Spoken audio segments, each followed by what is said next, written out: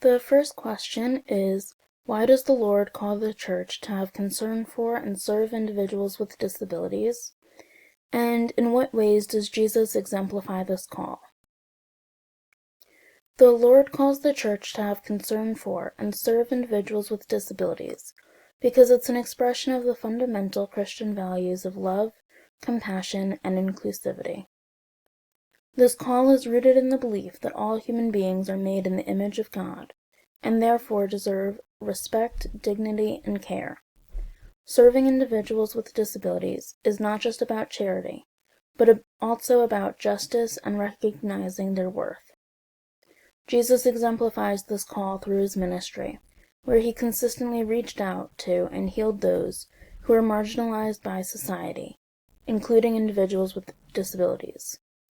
Some examples of this include the healing of the blind man, where Jesus healed a man who had been blind from birth, showing his compassion and his commitment to restoring not just physical sight, but also social inclusion. Another example is healing the paralyzed man. With this, Jesus forgave and healed a paralyzed man, demonstrating his power to heal both physical and spiritual ailments. And another example is healing the deaf man, where Jesus restored the hearing and speech of a deaf man, illustrating his desire for individuals to fully engage with and participate in their communities. These actions reflect Jesus' broader mission to bring wholeness and inclusion to all, particularly those who are often excluded.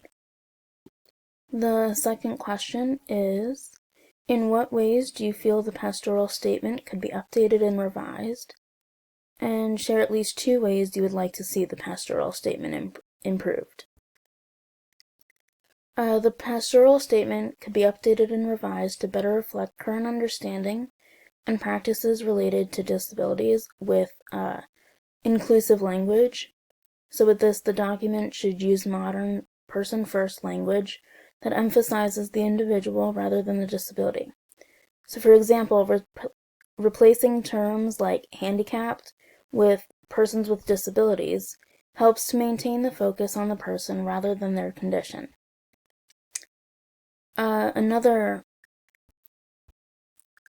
improvement would be technological and programmatic advances. So the statement should include references to contemporary technological aids and programs that support individuals with disabilities. This might include assistive technologies, mentioning tools like hearing aids, speech-to-text software, and mobility devices that can greatly enhance participation. And another thing it could include would be digital resources, so encouraging the use of online platforms for catechesis, virtual participation in services for those who cannot physically attend, and other digital inclusivity measures. The third question provides 2 statements, and then asks the question, reflecting on your experience, what is your response to these statements? Do you feel as though the Church does a good job with the outreach and discipleship of individuals with disabilities? How have you seen this demonstrated within the Church? And in what ways do you think the Church could grow in this way? Reflecting on the provided statements, it's evident that the integration of individuals with disabilities into the Christian community is crucial.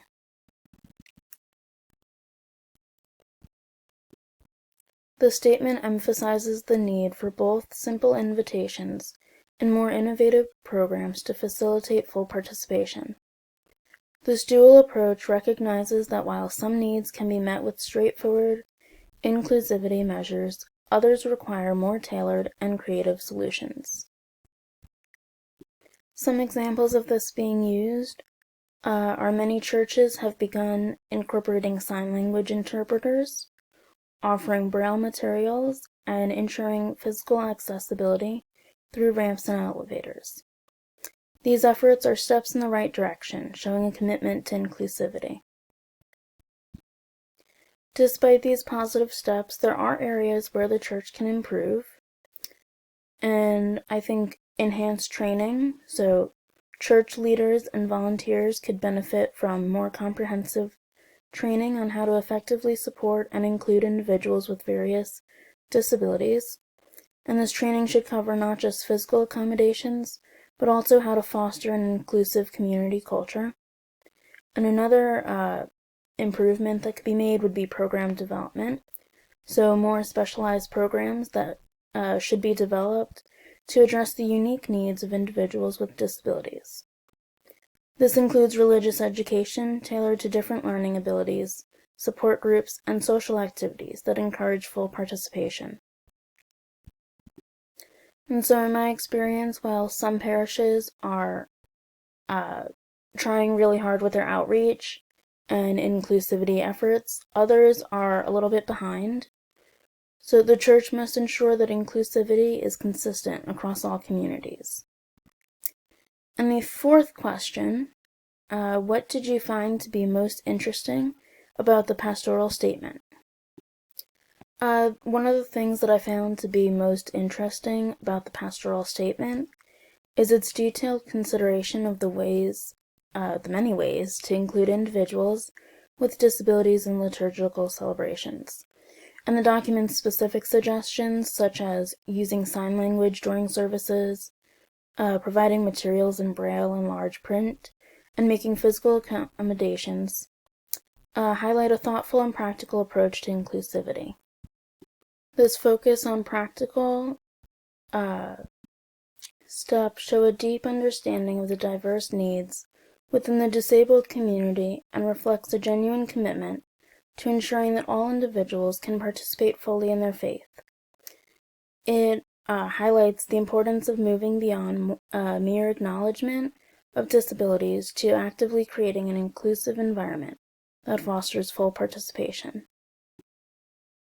So to sum it all up, reflecting on the pastoral statement of U.S. Catholic bishops on persons with disabilities draws attention to the Church's responsibility to ensure that all members, regardless of their abilities, are welcomed and included. While significant progress has been made, continuous efforts are necessary to update language, incorporate modern technologies, and develop comprehensive programs that support full participation. By doing so, the Church can better mirror the inclusive love and compassion exemplified by Jesus.